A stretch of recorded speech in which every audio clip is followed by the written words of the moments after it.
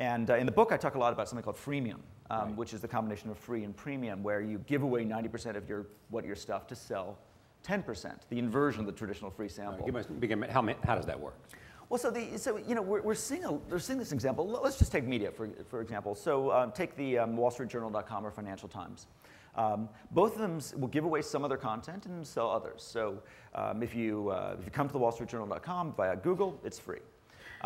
But you know, eventually you want to drill down to some specific thing, then you've got to become a subscriber. You go to the FT.com 10 times a month, it's free. The 11th time, you now have to subscribe. Now, in a weird way, you're like, they're punishing the best customers, right? You know, the people who come 10 times, come 11 times a month are the most loyal readers. Why do they make them pay, but give the casual readers the content for free? And the answer is that once you've come there 10 times, you know, what you've proven is that you're willing to put your time and attention there. And you know, in today, it's now clear that attention is worth more than money. You know, what you do, your time, is the most valuable thing you have. And if you're going to spend 10 visits a month at the FT, you're granting the FT your most valuable asset, your time and attention. At that point, the money becomes almost irrelevant. So that's freemium. What they're saying is, you know, some content is free, but some is paid. The video game industry has now switched, as they've gone online, switched to freemium. So if any of you have kids who play Club Penguin, it's a kids game that's free to play online. Your kids will play. It's all free. At a certain point, they'll come to you and say, Dad, can I have your credit card? Yes. Why? I want a pet for my penguin. The cool kids have pets. It's called a puffle. And I don't know, I won't take a show of hands, but I imagine there's a lot of parents out there who know what I'm talking about.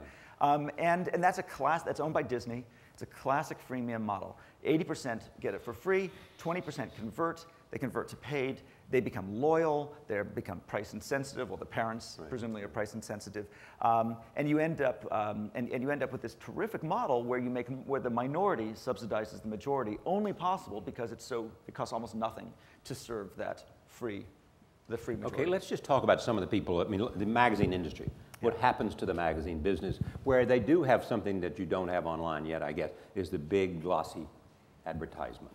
Yeah, yeah. More than data, more than text. So, exactly. So I get this question all the time: Is print dead? Right. And you do as well. And we're getting a little bit more sophisticated about the answer. The question of what is print, right? So print ranges from daily newspapers, weekly magazines, monthly magazines, all the way up to books. Right.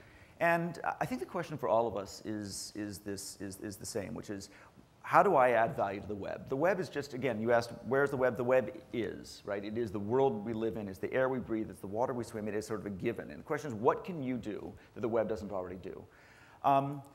Daily newspapers are having a hard time answering that question right now in print. They can answer very well online, but they're having a hard time in print. Weeklies are also struggling to figure out how much value they can add in that time span. Monthlies get closer to books. They have the opportunity to offer depth, and so we have magazines like Vogue and Vanity Fair, et cetera. They're largely visual mediums. They actually don't really work that well online. So for print magazines, the circulation is tending to, or at least in our company, the circulation is still going up. At Wired, we just hit a record circulation. So people still want what we make. The problem is the business model. It's how do we pay for it? We've lost this scarcity pricing. Because advertisers have gone somewhere else? Advertisers, so I think... You got readers but no advertisers? We have fewer advertisers, and there's going to be more and more pressure on the rate. And so as we sit here, we are looking at a once-in-a-lifetime shift in the business model of media. Now, the actual, the forms of how we consume media, that'll change as it always have. But the underlying business model, the notion that you give away the content to the readers and you sell the attention to advertisers, I think we've discovered the limits of that.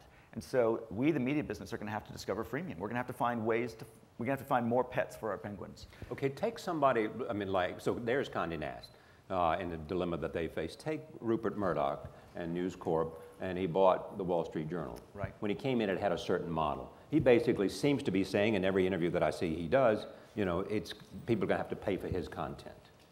Now, is that a doable idea?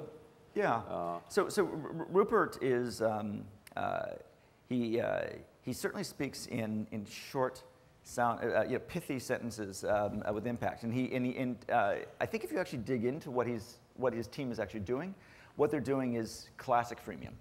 No one's talking about 100% free versus 100% paid. They're talking about free versus freemium.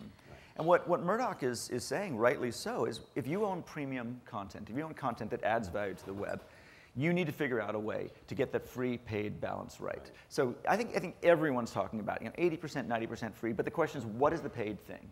So Wall Street Journal, they figured out that's it's going to be sort of the niche stuff. The front page is free. The commodity trading stuff is going to be paid.